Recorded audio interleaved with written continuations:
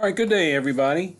I am here to kind of run through the ABC presentation that you're going to be working on in case you need a little bit of assistance. I've already got mine typed out, so if you want to, I'll pause here for a few seconds while you go ahead and type yours out. Notice how mine is set up. Your main bullets are the titles for each slide, and then the sub bullets come in as the text on the slides as bullets. So I'm going to go ahead and pause here for a moment and let you make sure that you've got it all set up. All right, back again, and what we're going to do is I'm just going to kind of work through some of the directions that you have, the handout that I put up there on Classroom. The first step was creating the presentation just as you see it. Hopefully you've already saved it, ABC Vitamins. Mine I've got key on there, but you don't have to worry about it. We'll take care of that a little bit later. What we need to do though is we need to go ahead and start following the directions. So step 2 says choose a theme that you feel works with the presentation. So let's go look at our themes. Now I will tell you this, there are some themes in here that have some issues. Originally I was going to use this shift theme right here, but the problem with shift is the bullets disappear. It won't allow you to have bullets. So let's go find something else in here. I think I'm going to go ahead and let's try Swiss and see what that looks like. Okay, so this is the one I'm going to go ahead and use. You can use something different if you want to. If you want to try Beach Day or something like that, that's perfectly fine. All right.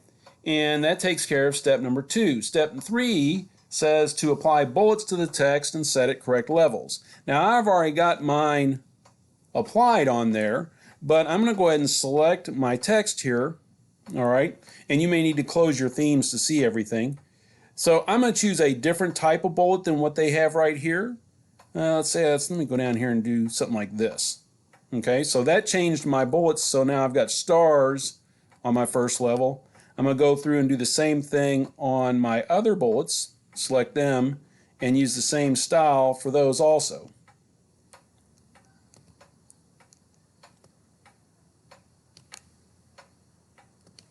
Now, we will get to a way to take care of this in a much quicker means a little bit later on. For right now, we're just kind of stuck with what we got.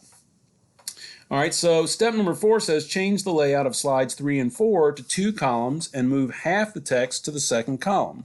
So let's go to slide 3, and if you go use your layout button, if you remember where that was, okay, you've got right here in the middle, it says layout, and you can choose a title and 2 columns like this. Okay, so now we want to move half the text over to the right. In this case, you're kind of up in the air on what you want to do, but I'm going to go ahead and select the last one and the 2 sub bullets, and I'm going to cut it. I just use Control X. I'm going to get rid of that bullet right there because I don't want that on there. And then we'll just come back over here and we'll paste, Control V. Like that. And we're going to do the same thing for slide 4. So slide 4, use your layout. Let's set this for a title and 2 columns. Kind of like that. And we'll just take this text right here and we'll move it over. So I'll cut it and paste it over here. Okay. Now for some reason I think it's kind of strange. Okay, well, anyway, next in the directions says change the fonts for the titles on each slide. So we're going to use a different title font, and you can choose whichever font you want. Just change it to something other than what they're currently using. So rather than Railway, maybe Lobster. Yeah, I think I'll do that. And so I'm just going to go through and choose the text, the title for every one of them, and change them to a different font. Kind of dress it up a little bit.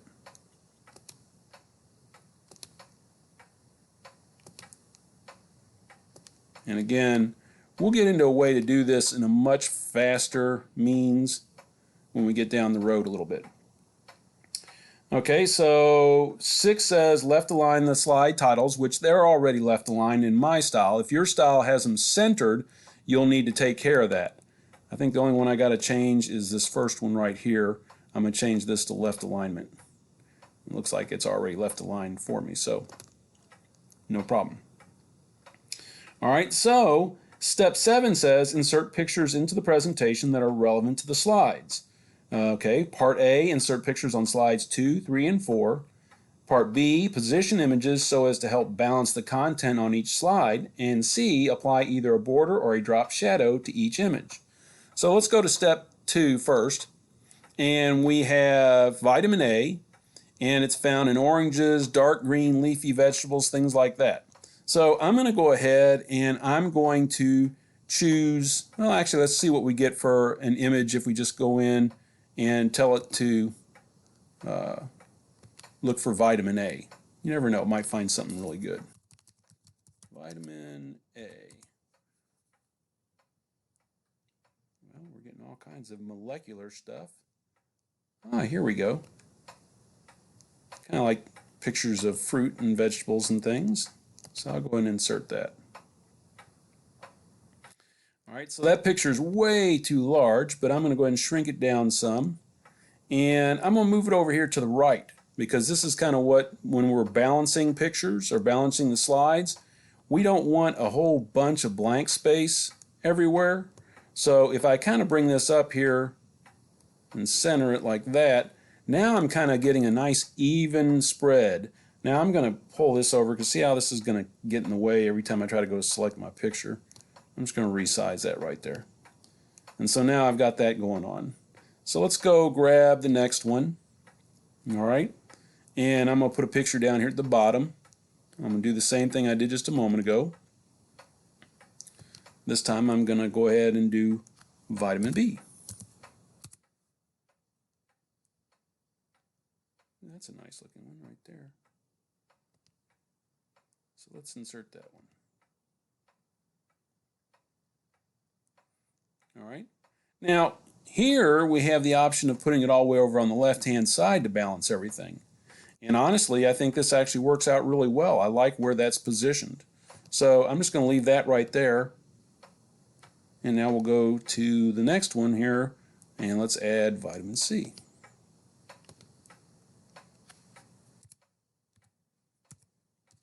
Helps if I type in vitamin C. Okay. Let me go find a good image for vitamin C. And we'll do the oranges.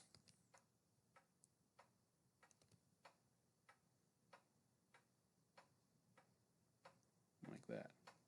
Now, I'm actually going to try something a little different. I think I'm going to move this one down here and kind of center it between these two columns because I'm going to make this picture a little bit bigger. And I'm doing this partially because I don't like to have every slide look like it's exactly the same. So now we're going to go back and we're going to add our drop shadow or our, what was the other one? Drop shadow or border. So if I go to my format options, I can go in here and I can do all kinds of things. So I'll just add a real simple little drop shadow to this one. Now remember, the drop shadows don't show up real good unless you kind of expand them a little bit. So the distance, you need to kind of increase the distance some, and that will help you really kind of see that drop shadow. Kind of like that. Actually, I think I'm going to take that and I'm going to change the angle of it a little bit too. Bring it a little bit more out to the side like that. There we go. Okay, and if you remember, I can go in and I can use my format paintbrush. I'll double click on that, and now I can just apply the same thing to each of my images. Kind of like that. So that gives you your drop shadow. You could add a reflection if you wanted to, or a border to it. Matter of fact, I think I'll take that one and add a little border to it. Let's add about a 4-pixel border to it, like that. And once I've done that, I'll change the color. Let me give it a nice bright orange color, like that. And so now we've got all that done. So it says increase the font size of text on content slides to take up blank space. So like on this one, everything on here is kind of small and I want it to take up a little bit more size.